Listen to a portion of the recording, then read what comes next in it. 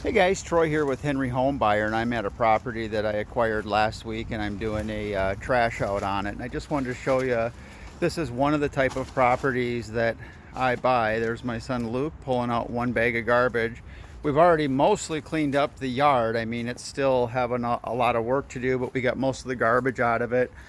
But I just wanted to show you what type of homes that I buy. If you know anybody that has a home like this that wants to sell it, that the repairs are just too much for them, that this is the type of stuff that I come in, pay cash, people leave whatever they don't want to move behind, and we come in, clean it up, put it back on the market.